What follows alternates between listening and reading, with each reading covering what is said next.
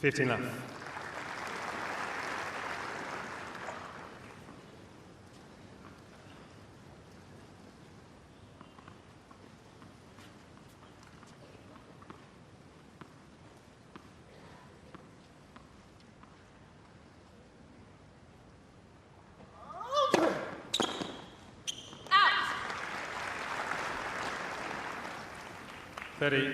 Couple of nice quick points. Start off with here for Alcaraz. Carlos Ferrero looking on. The rest of the team down on court side, which has generally been the place that the teams have decided to sit.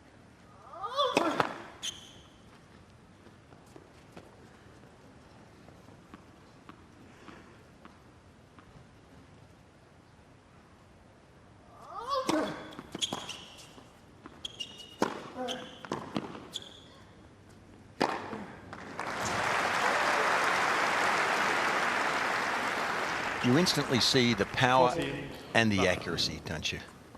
The better players, the great players like this one, they generate the power, but they hit it with accuracy.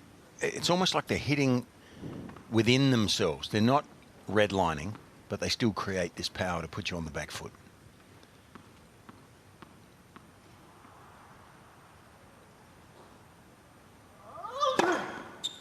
He gets your attention straight away, doesn't he? Yeah, he does. And what obviously gets our attention is this new motion that he's been working on. He said it's a lot looser. His hand's a lot looser. He feels as though he was holding it a little bit stiffly. It's much more fluid at the top there. Used to be actually a two-part serve. And now you can see that racket, although slowing up, continues to go to hit the ball. So it is very much a one-piece now for Alcaraz. Said in his presser after his opening round win against Shevchenko, still not entirely natural. I still have to think about it in the match compared to in practice, but it's getting better. And the other thing that he changed, of course, was putting about 5 grams of weight in the neck of the racket. So a lot of Spanish players have a lot of weight at the top end of the racket in the head. Carlos had a pretty light racket in general.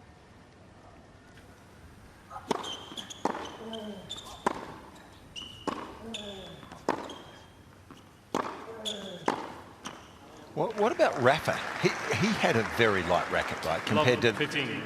In the decades before when some of the rackets got to 400 grams. His was quite light. Where was his weight? Do you know? Was it in the neck? No, his was in the head. His was in the head, yeah. But I think generally the weight would have been a lot less than generations before. Gee whiz, for most players, for most of us mortals, that is one heck of a shot. I think for Carlos, it's just run of the mill.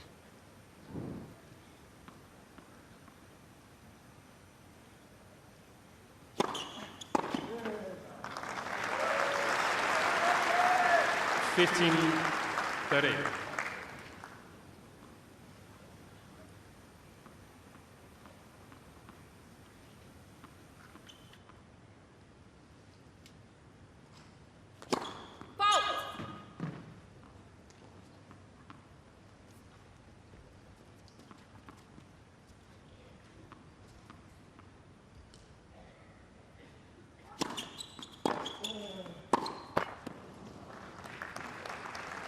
$15.40. Yeah, Rafa was around about 340 grams when it was strung. Before the change for Alcaraz, he was sitting at about 330 grams strung.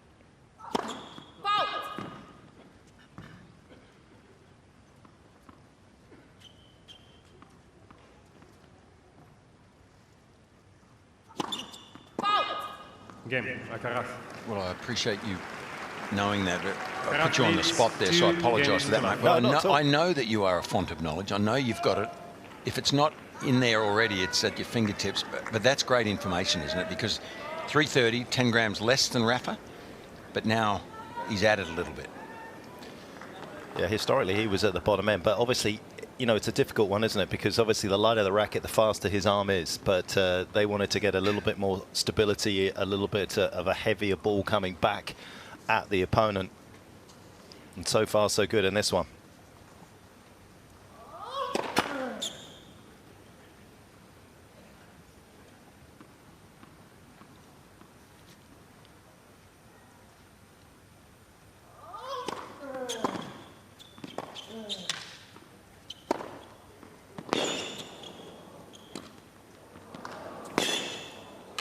Oh, he shouldn't have won that point. Should not have won it. And I didn't pick the drop shot. Nobody did. I'm trying to look at the dimensions of the court and think what's coming next. And in my mind, it wasn't this shot. How good is that?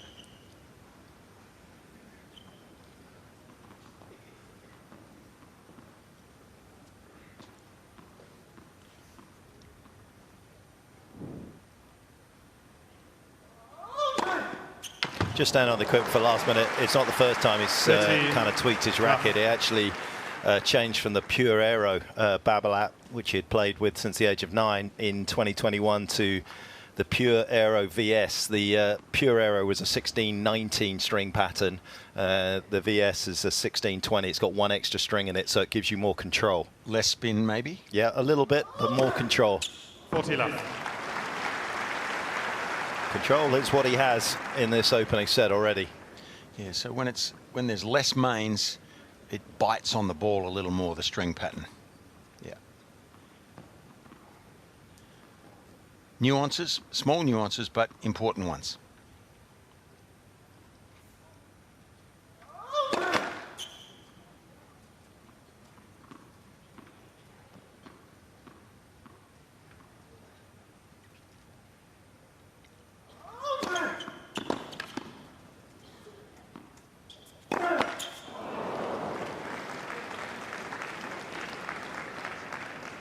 $40-15.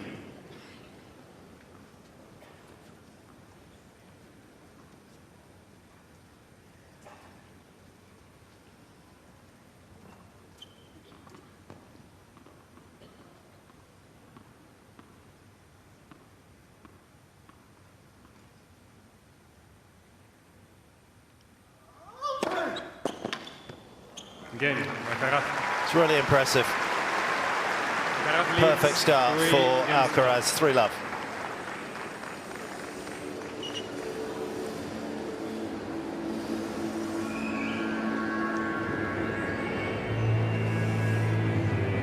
Well, we kind of know what he's going to produce. It was always a question of what Nishioka could do out here against Alcaraz's power. He was perhaps hoping that this new service motion might offer up a little bit of an opening in the early sort of couple of games here, as it's still being put together, but that certainly hasn't been the case. That was absolutely superb. He's not just getting good pace, but he is peppering the lines.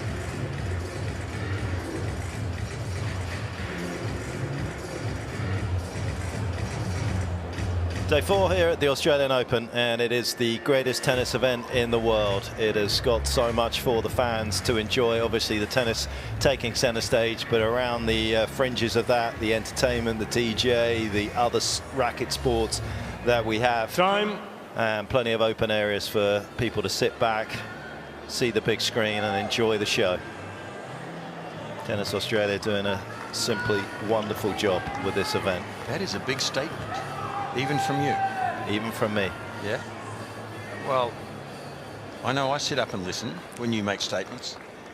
The best tennis event in the world, you just said. Is that true? Can I confirm that? You can confirm that. Wow. I did just say that. That's how I feel. Wow. I'm getting a little tear in my eye.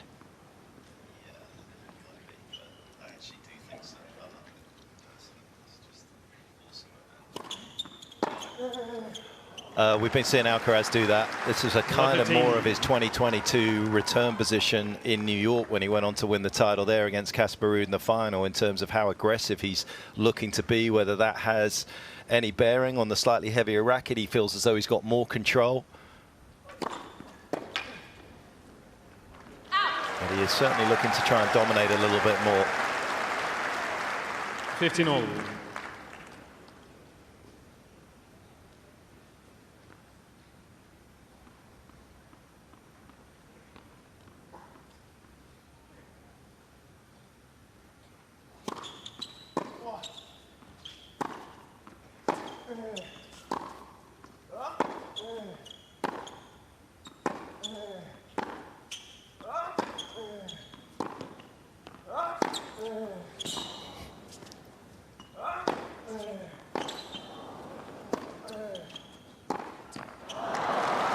just feel at any moment it's showtime, don't you? You just feel like he just pulls that racket back like an archer with the arrow, 15, and you are 30. just waiting for it to go.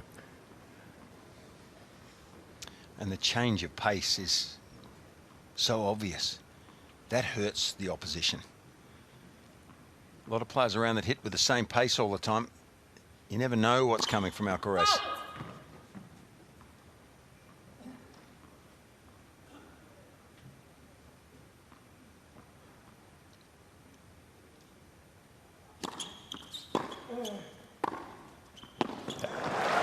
Actually outmaneuvered himself there, Alcaraz, by swiveling a little bit to his left. And there's the backhand you were talking about. That's what we talked to Kaisuke before the match about, is this one. That's his favourite shot. He feels safe and he thinks he can hurt the opposition. And when he plays a right-hander, he goes out to that forehand wing a lot with that double-hander across court.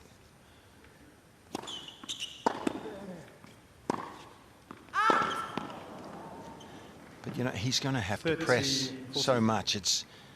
You can see in his body language there, he just feels a little lost. He's not sure how he can win points here consistently. And you can understand. Happens to a lot of players against this opposition.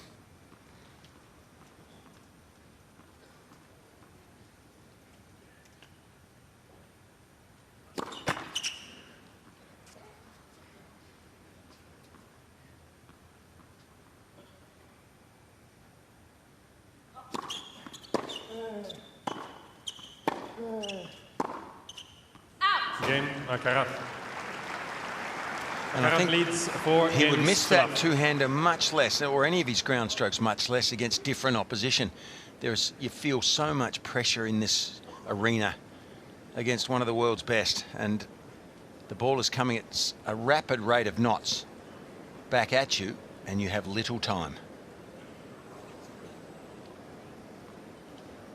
Looking to be the youngest player ever on the men's side to do the career Grand Slam. Rafa, the youngest at 24 years and 3 months.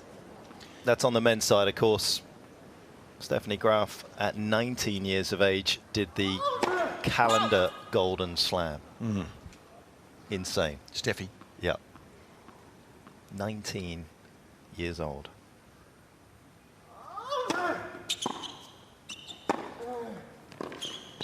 Why is she not more in the conversation about the greatest 15 love. women's player ever? I know that whole realm of discussion is a bit silly in a way, because they're different eras. But why is she not more in the discussion as the best player that's ever played the game in the women's side? It's crazy to me.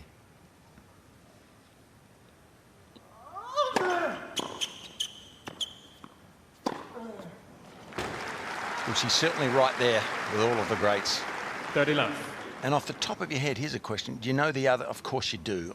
Just a little mini test. Do you know the other 8 players that have won career Grand Slams in singles? In singles. In the men? In the men. Off the top of your head? Off the top of my head, Rod Laver, Don Budge. Yes.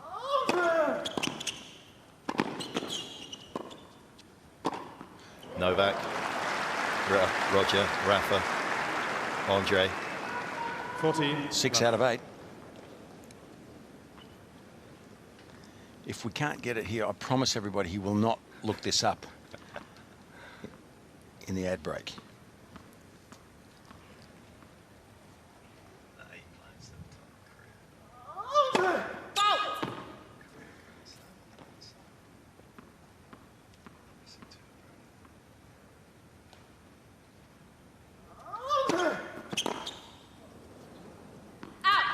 Game, Alcaraz. Alcaraz is rolling Alcaraz through leads this. 5 Nishioka games to has no solutions to the power and the precision. It is 5 love.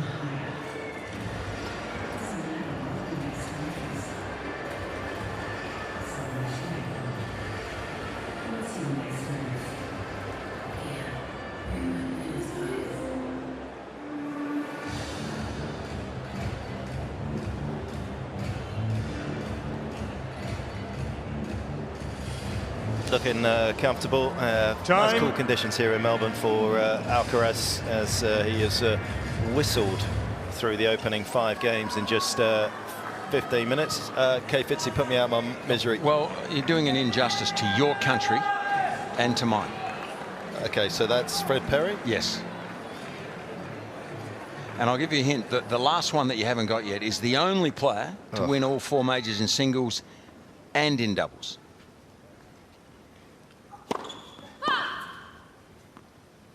I'm not giving him a hint off air, everybody.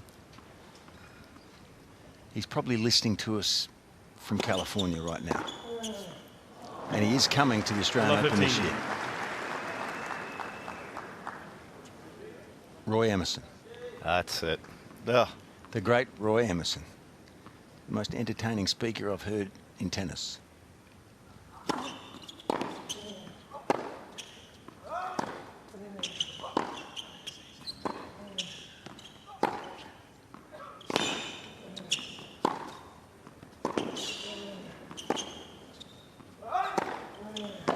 That's just too good. Too good. So if Alcaraz can win here this year, Mark, he joins that illustrious group. And he's 21 years of age. 30.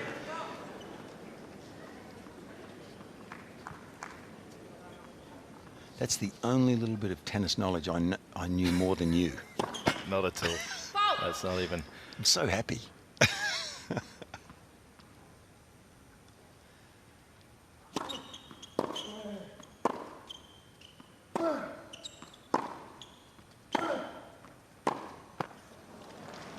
Love 14. He looks despondent, doesn't he?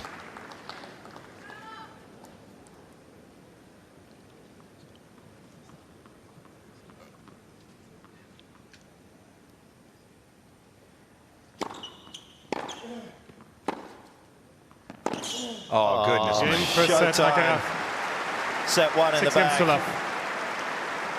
Barely points dropped, let alone games by Alcaraz. 6-love.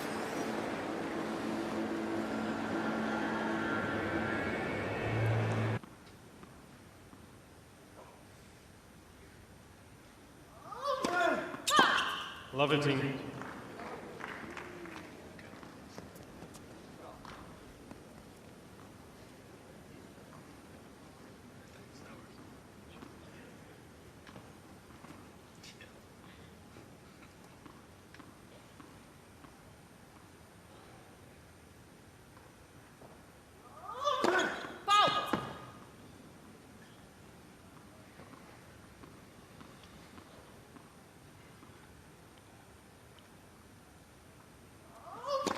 Let's second serve.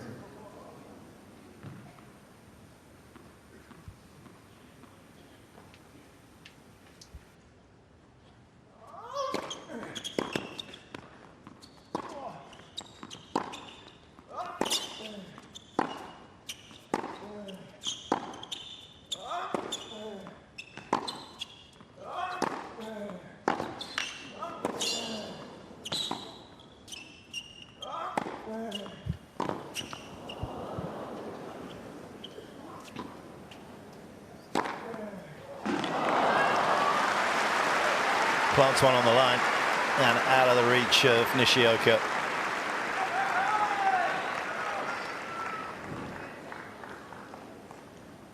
$15 all.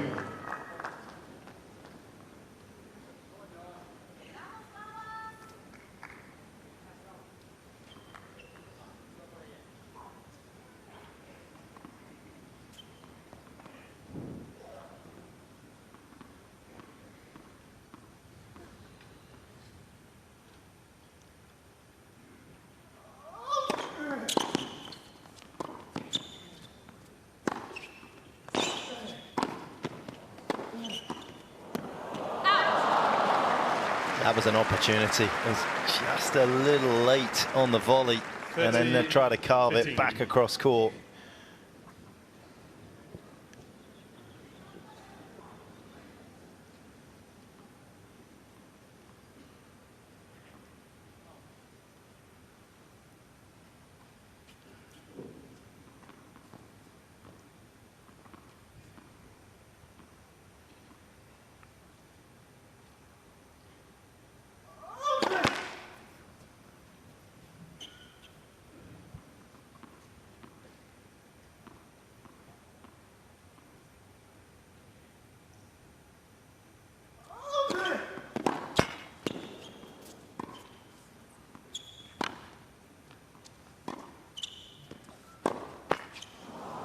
Right now he's...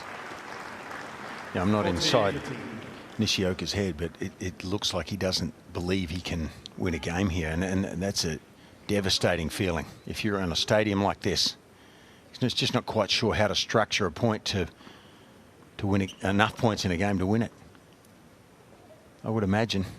I'm feeling for him.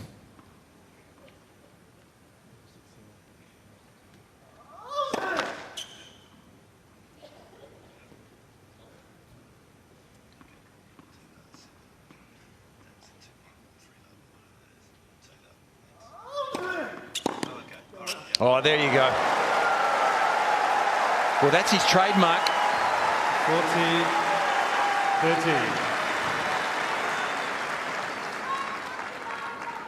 Has the ability to take it early and creates so much angle with the accuracy.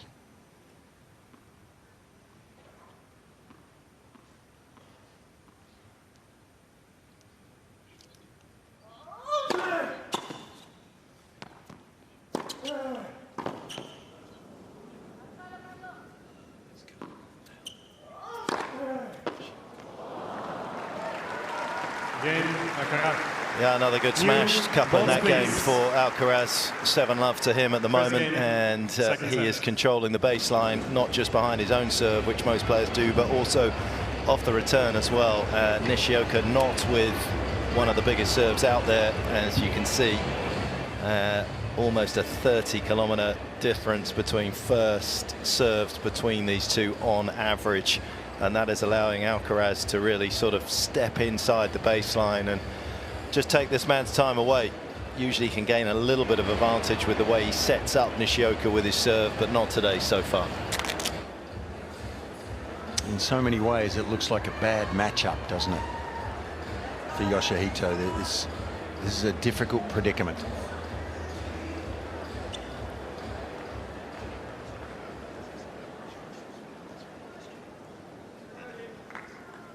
New balls. Let's hope he can use them to his advantage.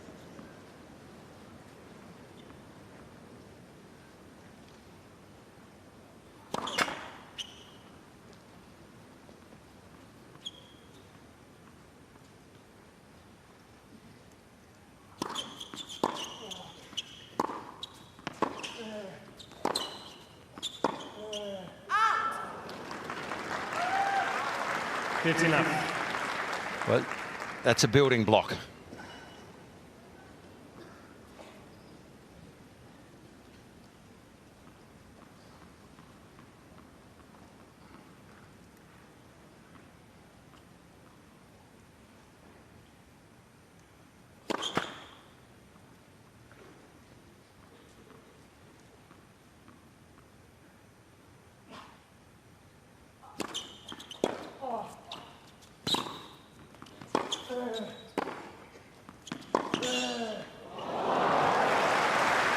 That's almost unfair.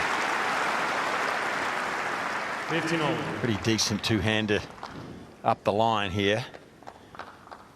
You'd think at least you'd get another hit on this ball. But no.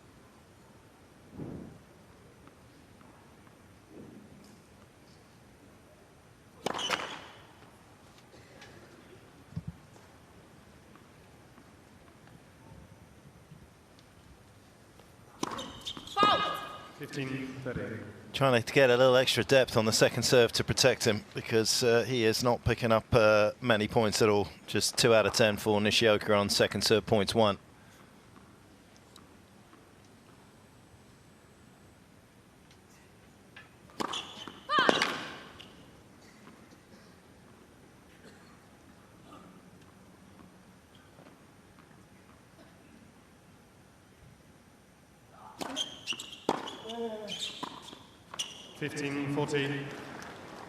Where he just misses, Alcaraz just makes.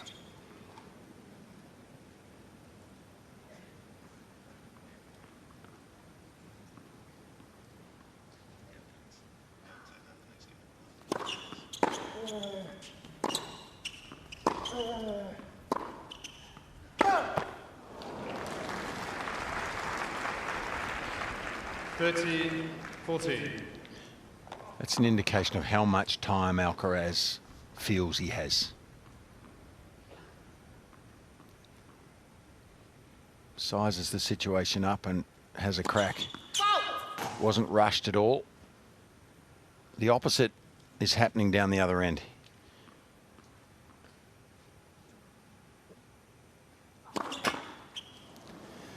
Couple of doubles, and that is a couple of games for Alcaraz in this second set. Things going from bad to worse for Nishioka.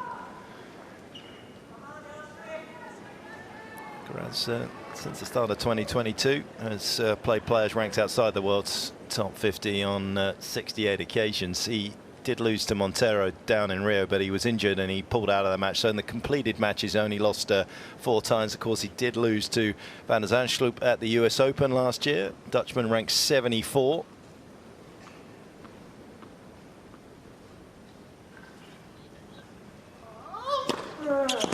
Well, we've been looking at his new service motion. What has it brought to the table from last year? Well, it's brought an extra 7Ks for Alcaraz, and that is a big differential for a player.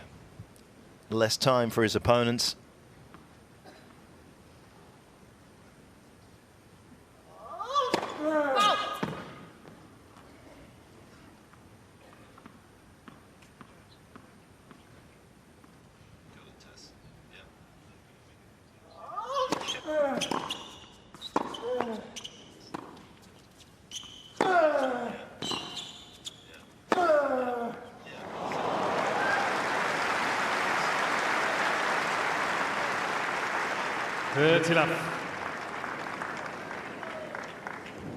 Flighted this to perfection.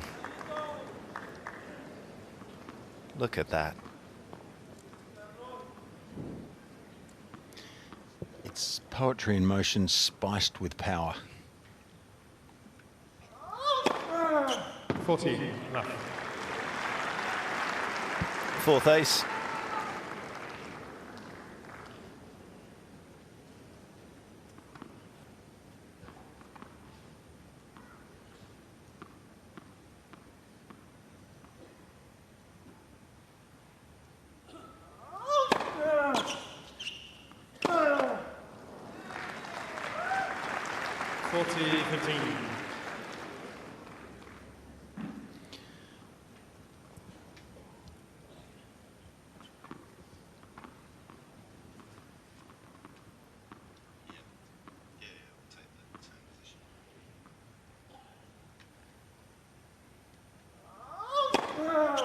Game, Alcaraz.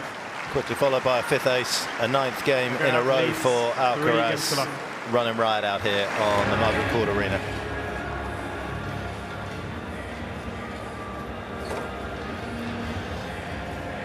We're showing the extra pace on serve that Nishioka is trying to deal with, and also the lack of pace coming from the racket of the Japanese star on the return, which has allowed Alcaraz to shift his position, but he's already shifted in his opening match against Shevchenko. This is where he was averaging last year, Alcaraz, in terms of his return hit points in 2024. Let's take a little look. He's gone a little deeper on the first serve return position, giving himself a bit more time, but substantially forward on the second serve so far. It could be opponent specific. Shevchenko doesn't have the greatest serve, and obviously we've seen that from Nishioka, but it is something that we'll track throughout the tournament. It's sort of early days, isn't it, with that information? It's interesting, though. Time.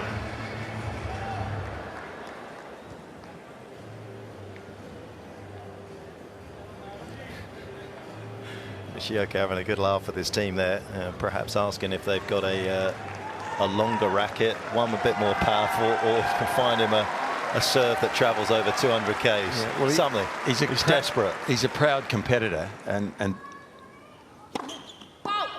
you can understand here. He probably feels like as good as his game is, he's just being covered in every facet here. And he's not playing as well now because he just feels so down about the situation, I think.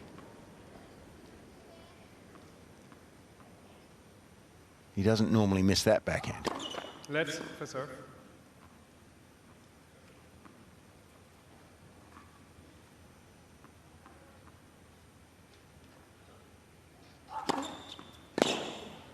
That's a great serve. He needs a few of those.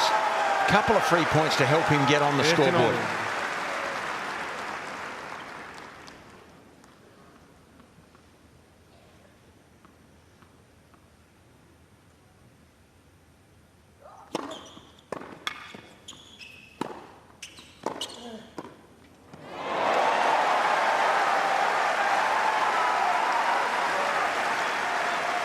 30. You know, I think if he gets on the scoreboard 15. too, he will play a little better, because it just takes that burden of helplessness away from you a little bit, allows you to open your shoulders a bit. I've got my fingers crossed for him. I hope he gets this game, and then he'll play a little better then.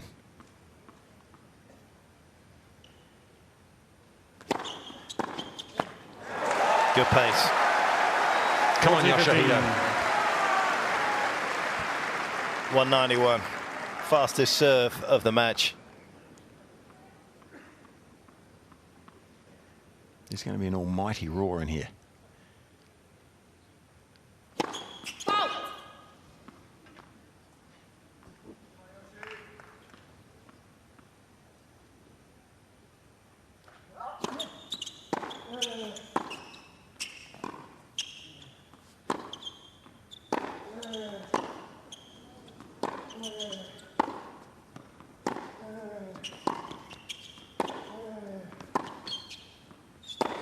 Wow. Well, it was like a pressure valve. 40. Just building towards 30. the end of this point. And when the opportunity presents itself here, and he's got time, the racket head speed increases quite considerably.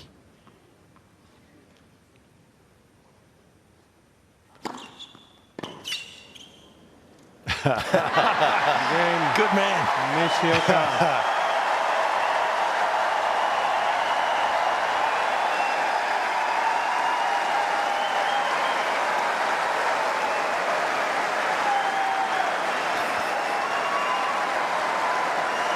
That's a relief. I can tell you I've experienced it, and it is not a nice position to be in. When you feel like you just can't win points out here against a great player, and that helps.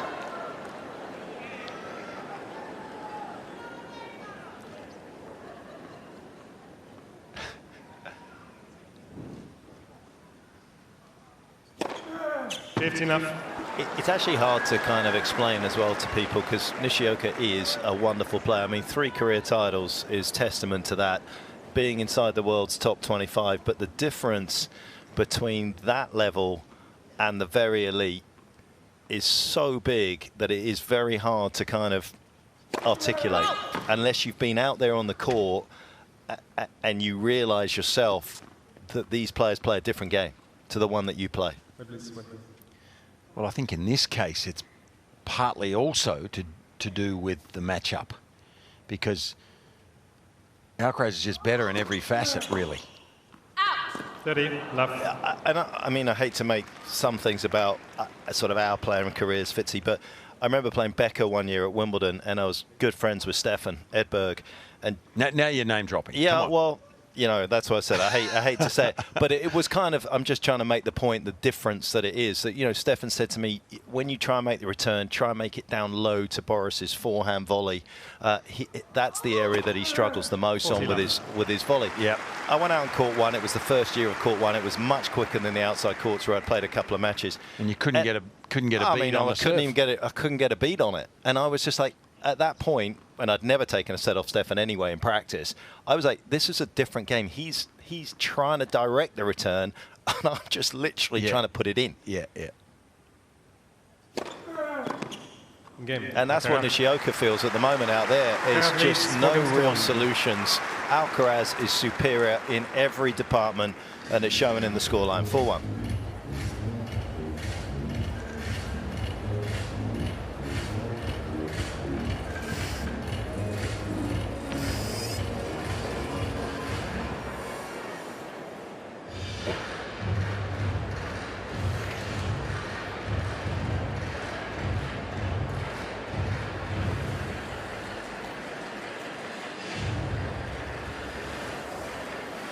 Eyes on Alcaraz. most of the empathy on the other side of the court with Nishioka. Had such a good year in 2023. The Japanese star, as I said, 4th round of both Aussie and the French. Then he ended up getting a stress fracture in his femur that cut short his grass court campaign and ended up kind of dropping off a little bit. Back end of last year, picked up a back injury, Nishioka, and those are the sort of things that are going to slightly derail your momentum that you've built up.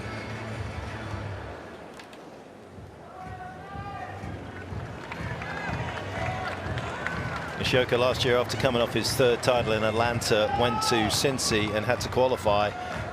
Managed to do that, won a round against Kecmanovic, was looking to snap a 10-match losing streak against Hubie Hurkacz, and was just 4 points away from winning Nishioka in the 2nd set breaker. Couldn't do it.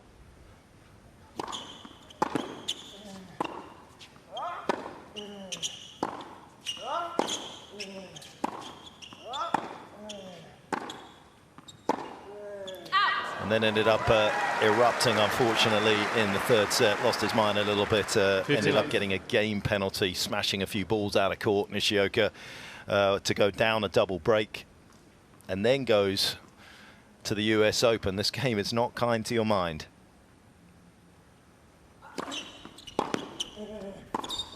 Ends up cramping in the 5th set, having a stop against Kecmanovic, but had been serving for the win at 5-4 in the 4th with a couple of match points.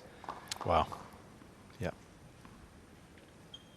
There is a lot of adversity out there for these players to deal with.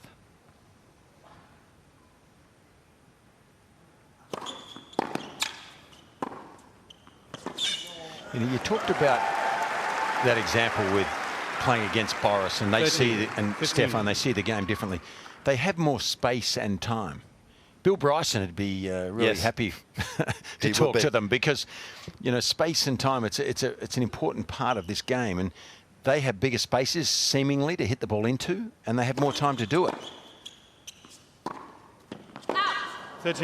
Because right now we're seeing an example of Nishioka not having time. You know, some of these shots he's missing, he does not miss against lesser players. But the ball's coming a bit quicker. There's more atmosphere. There's more intimidation.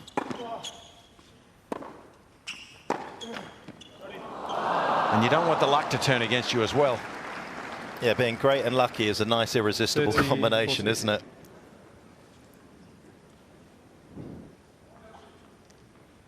That's not a bad approach shot. Alcaraz getting behind it, and no chance for Nishioka.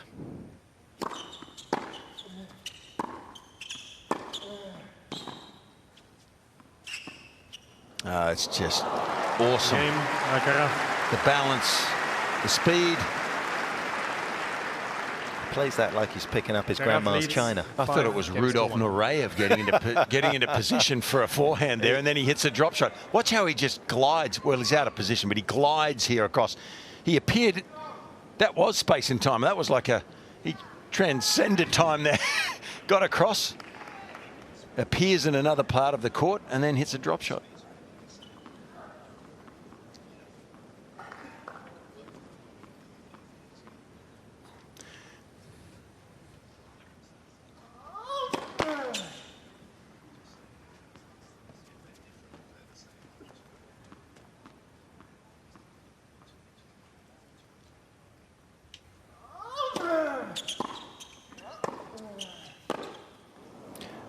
At some stage, Mark, I want to ask you about a potential new phenom we've got. Now, we already know Alcaraz is one, but you did a match last night.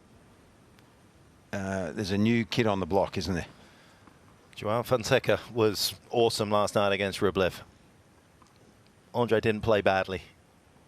Fonseca's forehand. 30 left. And his serve, to be honest, I think that's probably been the biggest revelation for all of us, is just how accurate and how pacey his serve was. For 2 sets, he was basically averaging 175 kilometers an hour on his second serve. Second serve. So for those that don't know, he's Brazilian.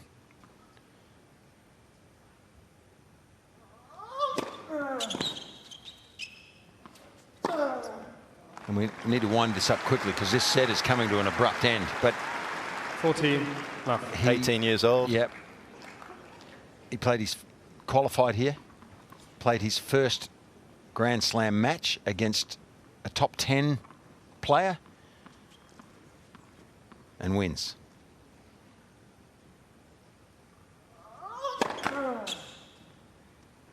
And won in style.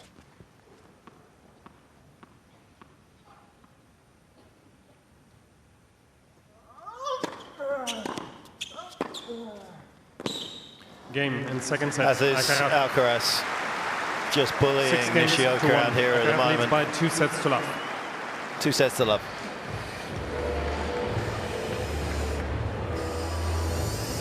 On their wedding in December, but it is a bit more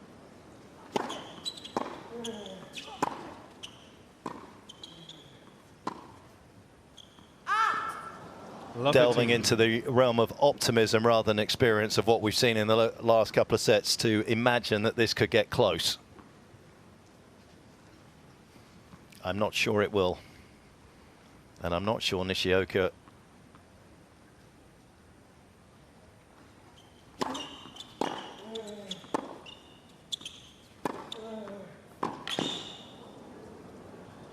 understandably feels as though there is anything within his game. It even feels as though if he went full nuclear off the ground, it's not going to be good enough because he's just going to simply make too many unforced errors. Probably, but it's probably worth having a crack at something like that, isn't it?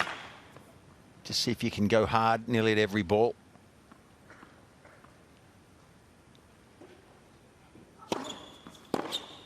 Out. 15-30. Out.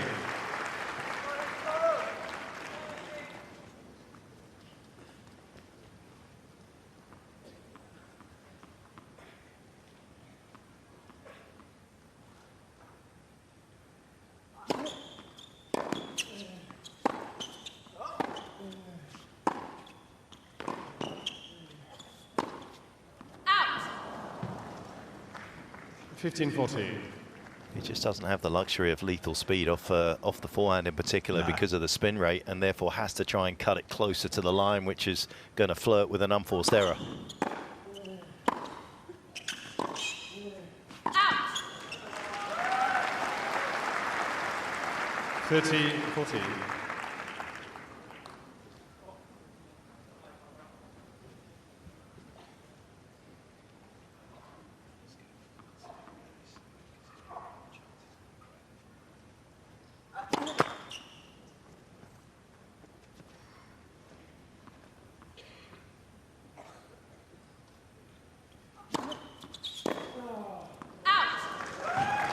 Yes. First real loose shot from Alcaraz. Maybe Nishioka can get himself up and running in this third set with a hold of serve.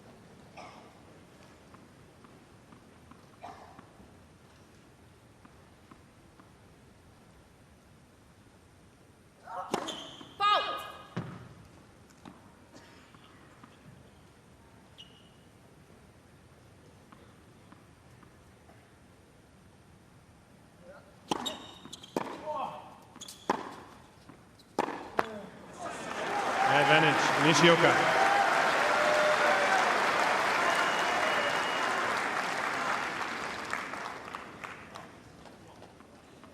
Chance to double his games tally.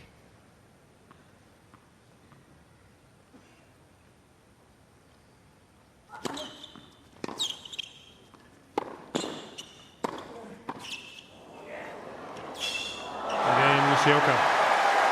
Well, he just dropped his concentration there, Carlos, a little bit. You can understand why. But it looked to me like that's what happened.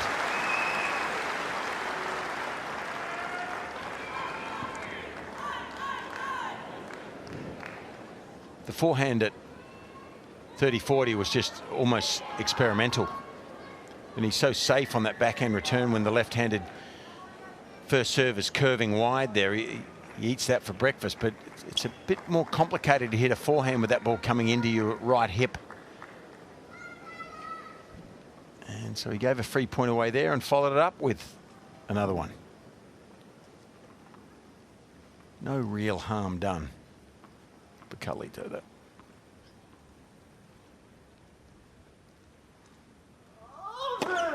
15 left.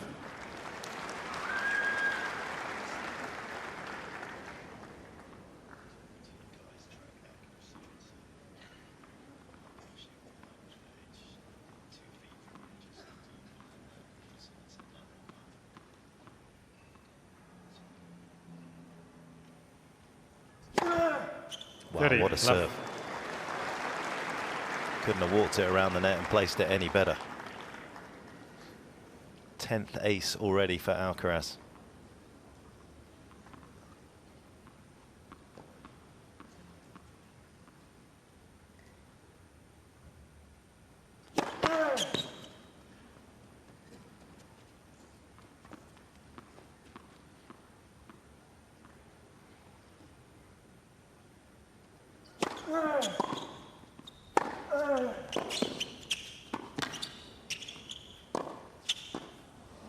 Gee, the power of that forehand approach is pretty extraordinary. 40. You don't face that on the tour too often unless you play one of these Could be interesting. top end guys. Yeah, sorry, Fitzy. We're going to be interesting to see. We've talked a little bit about the racket change in terms of the weight. What's that going to mean to his shots? Look at that. He's dropped about 200 RPM, so it's a flatter hit, but he's still got a nice spin rate. Not up in the 3000s, but that's a nice spin rate. Still got plenty of control, but maybe more penetration because of the weightier racket on the ball that's going to be coming through to his opponents. Of course, sterner tests in the next few rounds for Alcaraz, and a couple of extra kilometers an hour on the ball as well. 122, I believe, from last year, KPH, and 124 this year so far. Again, that may change with an opponent that's hitting the ball a little swifter than Nishioka is today.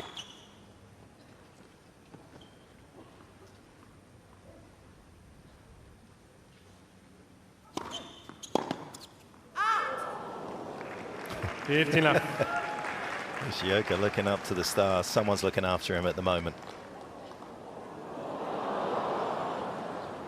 Couple of mils out.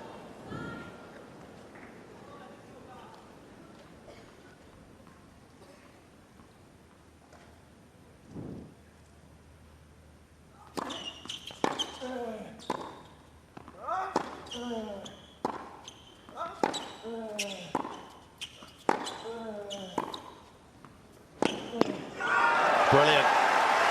That's the backhand that Fitzy highlighted before this match. Just hasn't had many opportunities to use it. But a sweet sequence of shots there from Nishioka.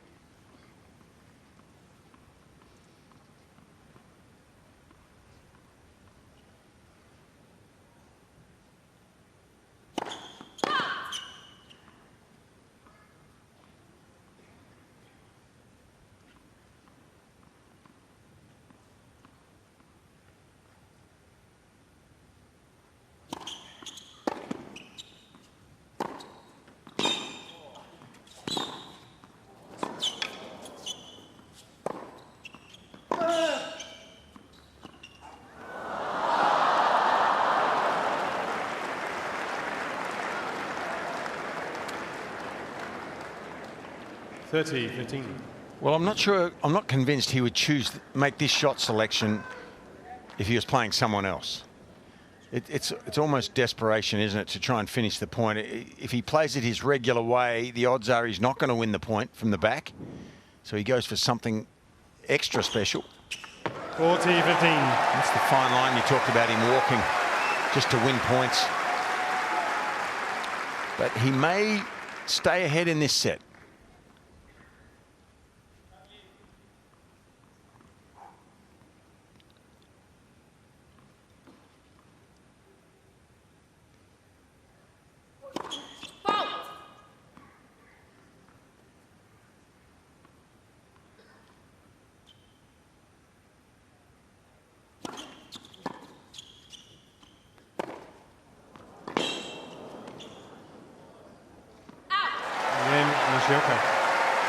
Couple of holes to the start of the third set. Rousing reception for the 29-year-old. Balls, please. Digging in.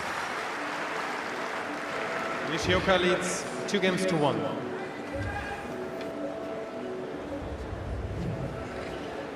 Talked a little bit about the ACL that he tore back in 2017, was playing jack soccer at that particular stage in the second round. Had to miss the remainder of the season. And then bounced back with that title in Shenzhen. Was ranked actually as a qualifier 171 in the world when he went on to win that title. Beat Shapovalov, saved a couple of match points. There is karma in this sport occasionally, isn't there, Fitzy? You just got to look for it somewhere. Doesn't always feel like it as a player. You remember the defeats, the pain. Sometimes you don't always remember the wins that you get given.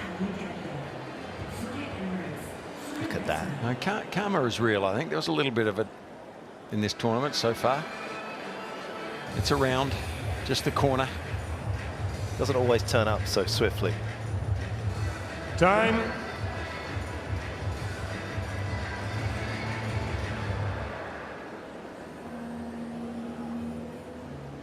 Nishioka has dug in over the course of the year, made Delray final 3 times. He was down a set in South Florida before getting through to the final. Saved a match point against Demoneur before getting through to the Washington final in the US. He is down here, not quite out. But he's at least made a bit of an impact here in the 3rd set, whereas he could not make any inroads in the opening 2.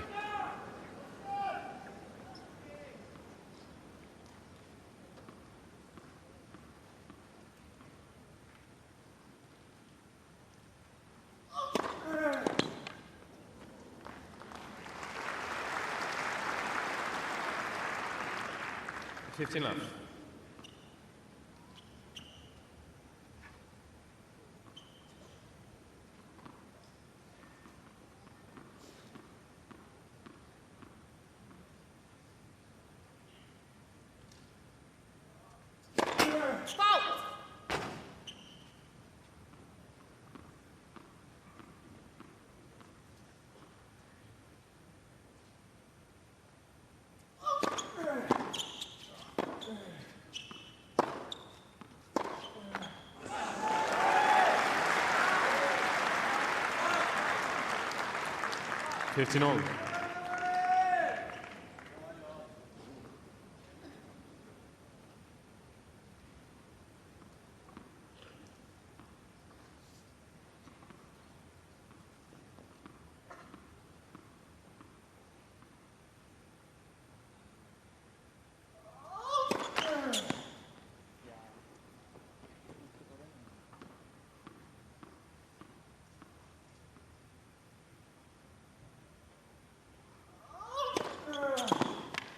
Out. 30-15.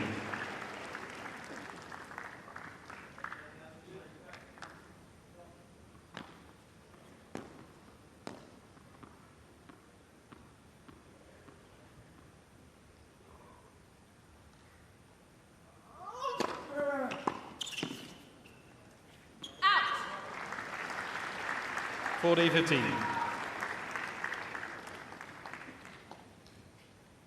Got to pick his poison here a little bit, Nishioka, if he's going to try and make some sort of gains on the returns, whether that is going full Medvedev back and then trying to loop the ball back, but I'm not sure that's going to work because he doesn't have much more pace, or maybe just try and come in and crowd inside the baseline and have a swing at it, like you said, Fitzy, go full radioactive on the return and just hope he clubs a couple.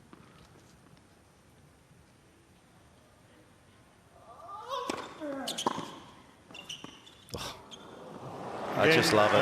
You cannot not admire how well he makes the grip change and then feathers the ball over. Joe Moreno is physio to the right of Juan Carlos. And judging by the way that Carlitos looks in that sleeveless shirt, he's done a pretty nice job off season. You wouldn't mind a couple of those triceps, Fitzy? Oh, it's no big deal. You've got to kid yourself a little bit in life. Yeah, I know. Clearly you don't have any mirrors in your house. Well, for good reason.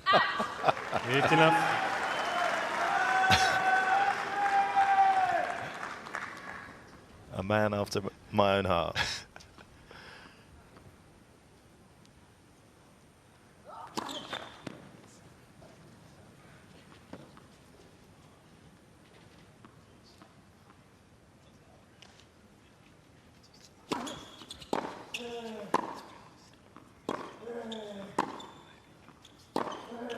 Oh, yes, sir. There we go, back to business. Transferred his weight there. 15 all. And he's got racket head speed anyway, but when you run through the ball like this, it creates more.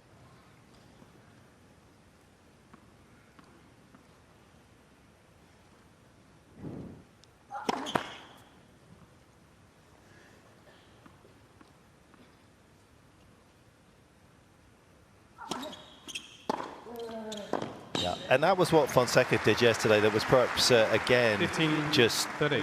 hugely entertaining. I mean, his forehand, he's hit the biggest forehand of the tournament, 181 Ks, bigger than anyone else. He's 18 years old. But it was his poise on his backhand and his willingness to take his backhand into Rublev's biggest shot, the forehand, that was just incredible. And if you want a great example of how good he is, you just need to go and look at the last 2 points of the third set breaker. He had a sniper's chance with a backhand down the line that he made for a clean winner. And then just wrap things up with a forehand down the line that he just does in his sleep. And that's what's so impressive.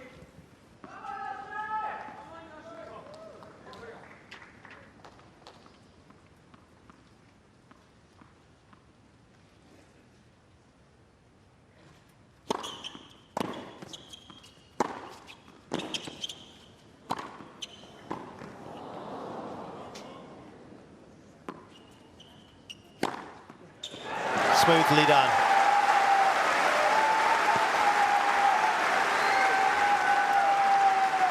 Thirty, 40. Where he can, he's hanging on.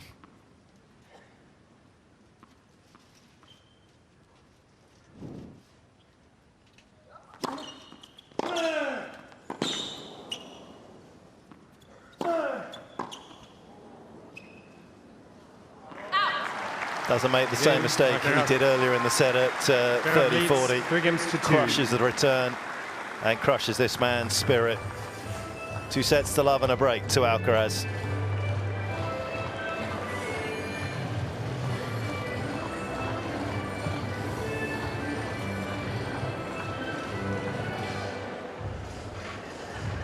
Always nice just to be able to put your foot down when you need to, and Alcaraz has certainly done that in that last game.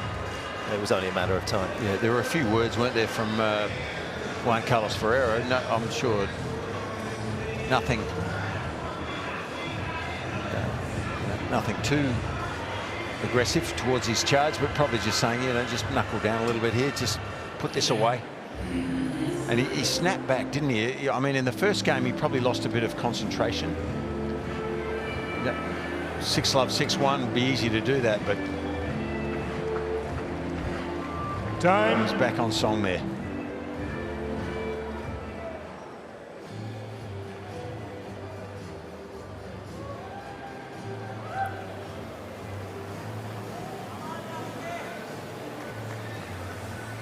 Whisking you down the Yarra, and you're going to stay dry with us here. It was a little bit of a damp start in Melbourne today, but here at Melbourne Park now, thankfully roofs are open.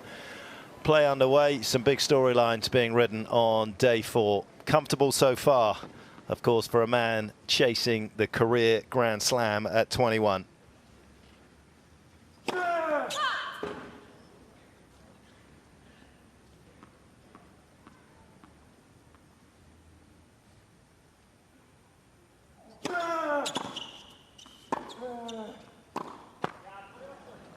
Fifteen left.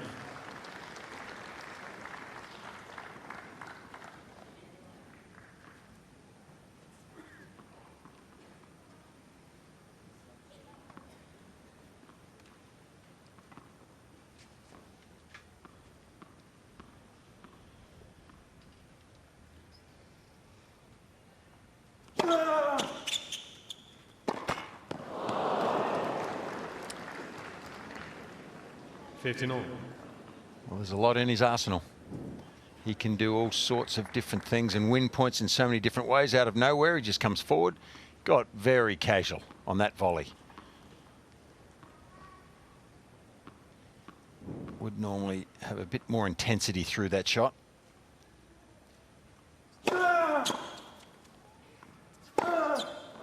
And again. So the concentration has just had mini lapses here in this third set. Probably understandable considering the scoreline.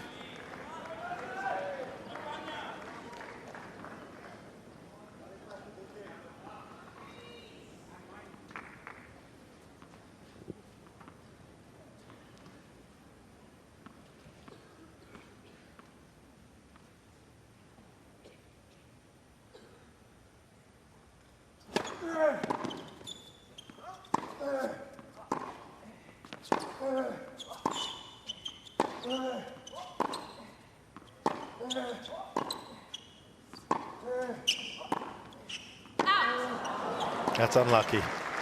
Can't leave it short, just low-hanging fruit for Alcaraz to go to work on, and he was trying to just neutralize the ball, and yeah, slightly overhit it. Mini opportunity slides by.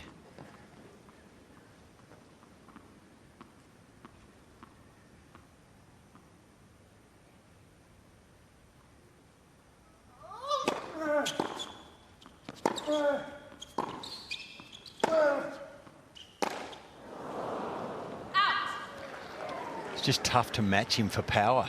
It's just not there. 40-30. And that's no disrespect. It's not there for most pros. Not like this man.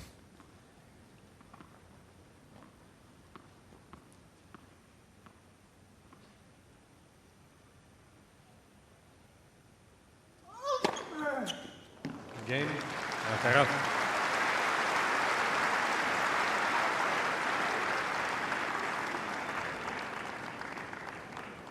Alcaraz leads 4 games. His suboptimal service games are going his way. Haven't you got to get down to the court? I'm a little concerned that you're going to get down there in time. I do. Would you like me to leave? I think that's what I'm hearing. I have to interview Carlos if he wins this, of course. I have to interview the winner of this match. So I'm starting to think about going down to the court, Mark. Yes. Yeah, but I'm worried because when you go out the door, you get stopped by all the autograph hunters. So I'm concerned if you don't leave now, if we don't bring security, you're not going to get down there in time before Carlos wants to walk off. Stand-up comedy is not your forte. But it was a pleasure being in the room with you. I might head down. Well, maybe I'll wait. If Yoshi can win this game and prolong it a little bit. 15-all.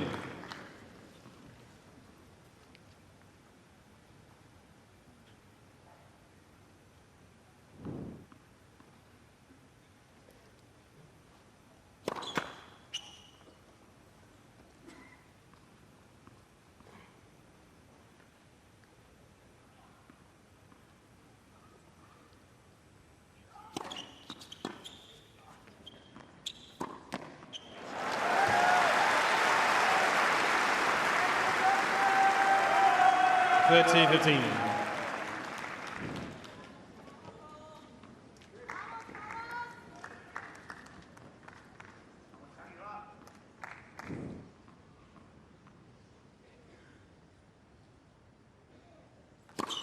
Let for serve.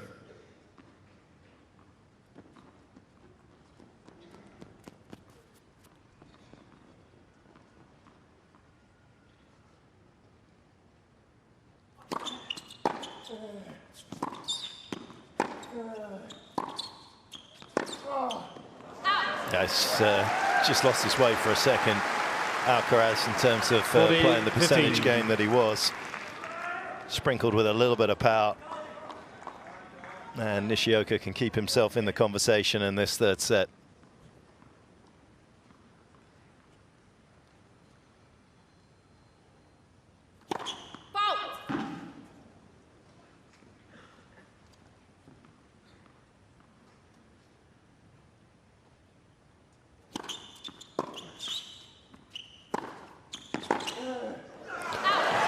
Lovely body serve. Alcaraz will probably be seeing a few more of those if he's going to continue to patrol inside the baseline with his second serve position. Nishioka does hang on.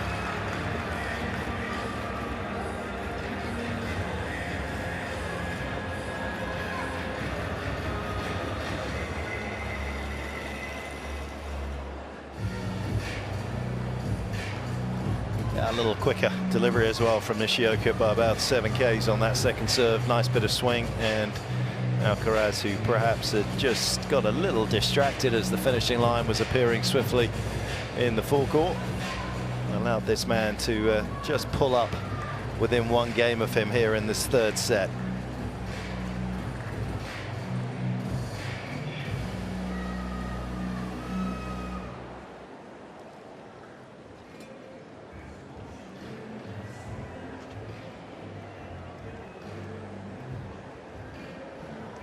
Time.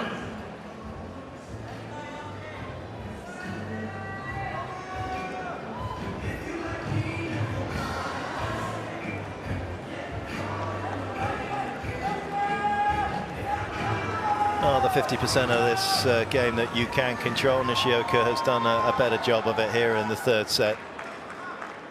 Arguably, this man giving him a little bit more of a helping hand than he did in the opening couple. And a couple of games for Alcaraz will see him safely through into the 3rd round.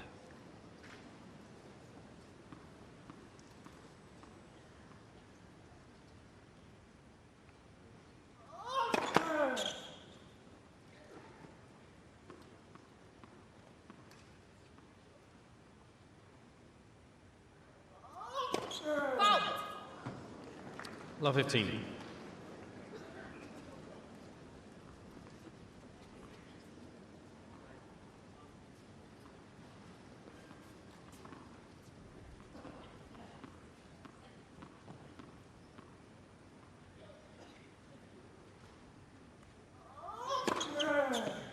All. 13th ace.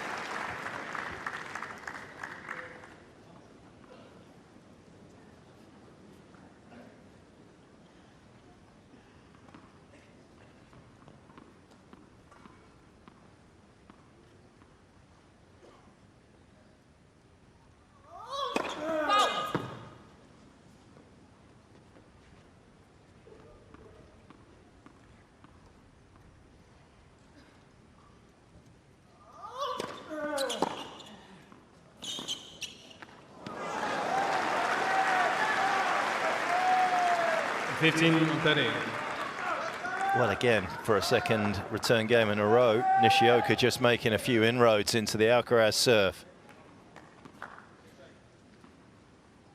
Can he capitalize on this opportunity?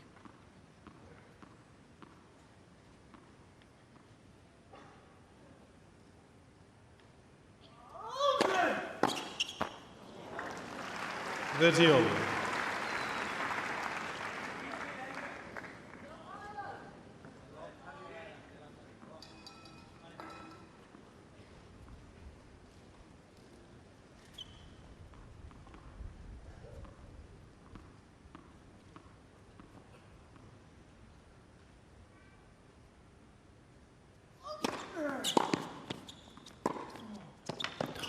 Measured to perfection. 40-30.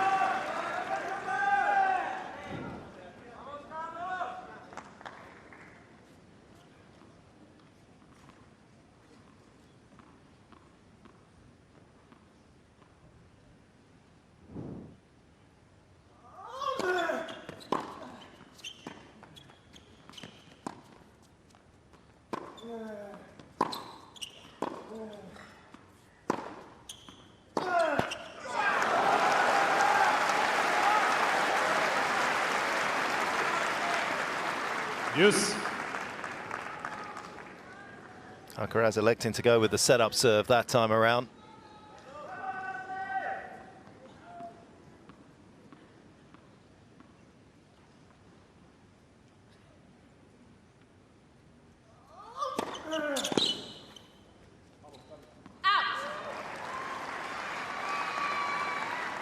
Advantage, Alcaraz.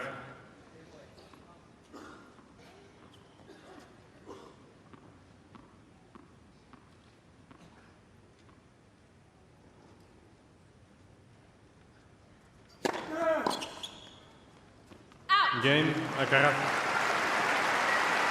Alcaraz leads 5-3.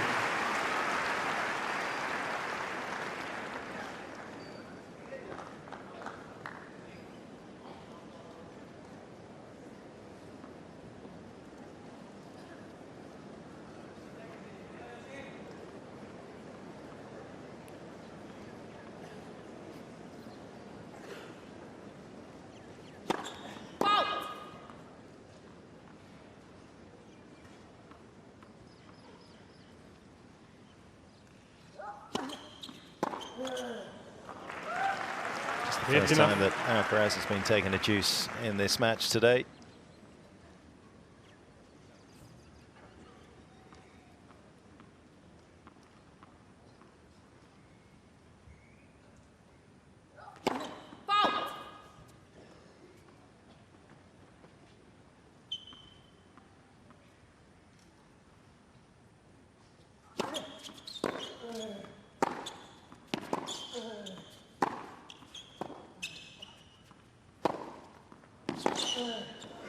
Good pressure from Nishioka.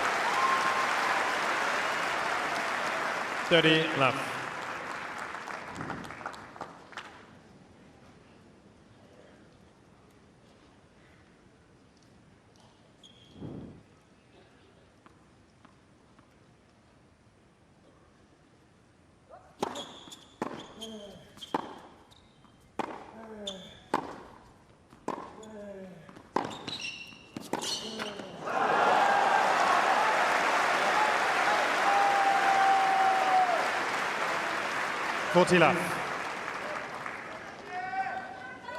Stored his pride a little bit in this third set, has Nishioka.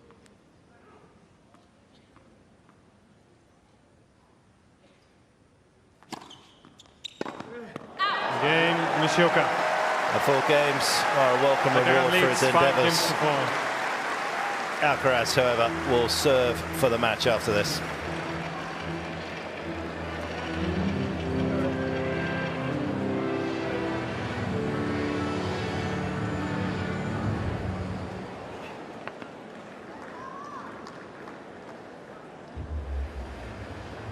A little bit of a quiet set against Shevchenko in the second, Alcaraz, but this is, for the most part, been a nice consistent level from him, doing what he needed to, certainly in this third set, and certainly enough polish in the opening couple to encourage him, particularly behind his serve. As there's been a nice aspect of this one for him in terms of the number of aces that he's produced.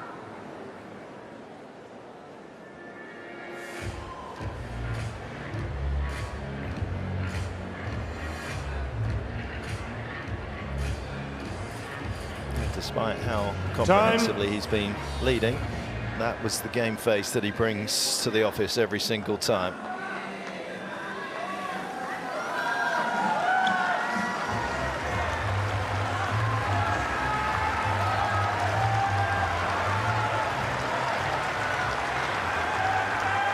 Just an hour and 18 minutes on the clock as Alcaraz serves for a place in the third round.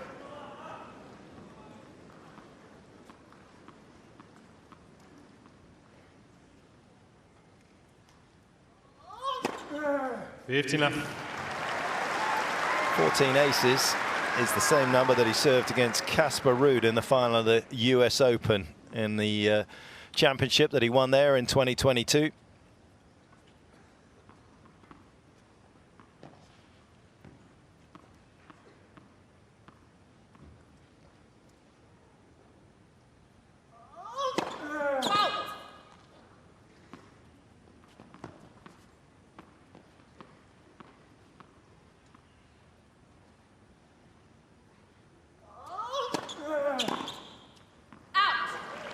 Dirty love.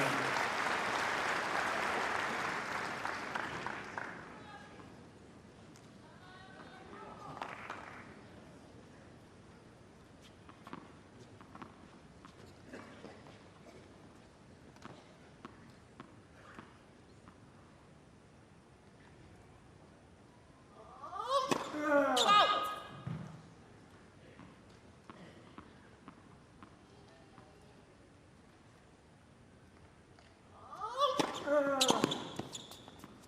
40 left. Very impressive second serve. Not just the location, but the pace. Looked very secure at 171 Ks coming in. As secure as he's looked the entirety of this match.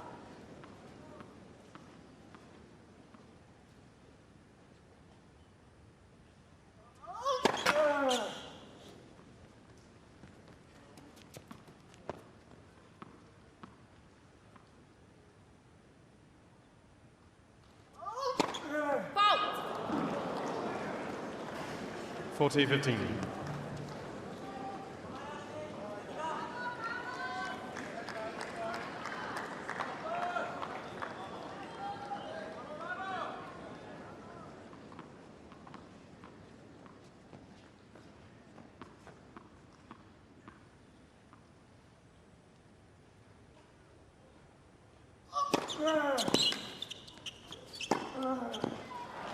Game, set, match, Alcaraz. 6-love, 6-1, 6-4. Super simple. Alcaraz breezes into the third round here in Melbourne. Nishioka without the ammunition to trouble Alcaraz at all. There was a polished performance from the Spaniard.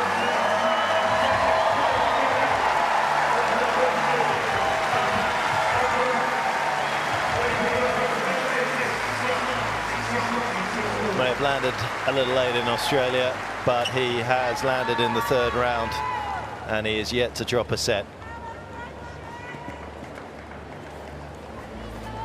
It'll be interesting to see what he has to say about that serving performance. Nishioka obviously doesn't necessarily have the wingspan, but 14 aces is his third best ever on tour, as an outlier against Struff at Wimbledon, as we say goodbye to Nishioka.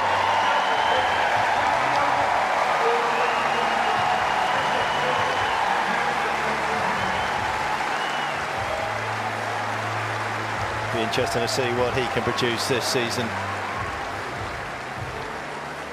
and if he can pick up a fourth career title after that third one in Atlanta last year. Second highest number of aces that Alcaraz served was against Tiafoe at Wimbledon. Again, another 5-setter. That was 16, and then Hugo Humbert in a 4-setter. So by sets and games, that was a very high ratio for Alcaraz, and it'll be interesting to see as this tournament goes on whether that serve is going to be able to lift the number of points that he actually doesn't have to get involved in, because he's going to get so many more unreturned. Maybe he's not going to be able to hit that many aces against some of the better players, obviously the likes of Novak, who's waiting in the quarterfinals. But in terms of what that means for him, that would lighten the workload considerably. He's never really been a guy that hits his spots looking for the cheap points. And just to back up that argument against Berrettini here in 2022, in a 5-setter that went to a deciding set breaker, he hit just 12 against the Italian. So that's the brains. Alvaro's brother to the right of Juan Carlos Ferrer at the back there, and they'll be very happy with how things transpired there. John Fitzgerald has got through his admiring fans, and he'll be the man on the mic with Carlos. Carlos, thank you. Thanks for stopping. But you do have a bit of time on your hands. That was rather quick. You're off going somewhere today? Looks like. I mean, I think, you know, as less time as you spend on the court, you know, in the Grand Slams, you know, especially at the beginning of the tournament, I think it's gonna be better, you know, especially physically. I'm feeling great, I guess. But yeah, I just try to be focused and spend as less time as I can. You're saving some energy. I try. Okay. It looks like you've made some changes in the off-season. It's a small off-season, we know. But the serve is a little different. It was pretty good today. You must be happy. Yeah, I'm really happy with the serve today. This is something that I worked in the precision in the first round. I struggled a little bit, so I wasn't too happy, you know, in the first round with the serve. So yesterday I was, you know, more focused on practice the serve. I spent more time just serving with Juan Carlos, with my team, and it's something that I really want to be better. So I'm just glad that today works pretty well. Hopefully in the next round it's going to be better. Maybe that's why you're so good. You're not satisfied easily. Most of us would be very satisfied with that, Carlos. Now, also, I know your trainer's over here. You are a stylish man. You know, you've cut the sleeves off this year, and I think the biceps are a little bit bigger. Little bit?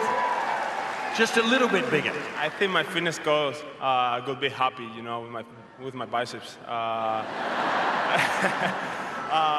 Probably, I don't know. A lot of people told me about it, you know, your biceps, your biceps, and okay, I'm just happy to hear that, I guess. You haven't put any more mirrors in the house, no? No? Just a few more. Carlos, you haven't won this tournament, which is quite surprising because you've won many others. The other 3 majors, you're aware, I know, because players, I think, great players, know a bit about the history of the game, and I'm sure you do. There are not many players that have won all 4 championships in the majors. Yeah, I know it. So that's one of the reasons that I really want to win this tournament one day, just to put my name on that short list. Yeah, I'm here. I'm working every day just to be ready for that time. So as I said, hopefully this year, 2 weeks, could be long, super long, I guess. So I just want to be day by day and let's see how it's gonna feel. But right now, what I'm thinking right now is in the next round, and hopefully, get further. Well, you're a modest man, and I'm being a little bit naughty because the people here need to know that there is 8 other players in the history of the men's game that have won all 4 major singles championships. You've won 3, and you were the youngest to do that at 21.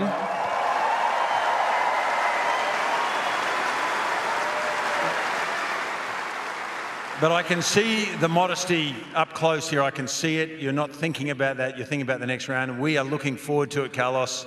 You're a special player. Thank you coming down. Thank you very much, guys. Thank you very much. Thank you.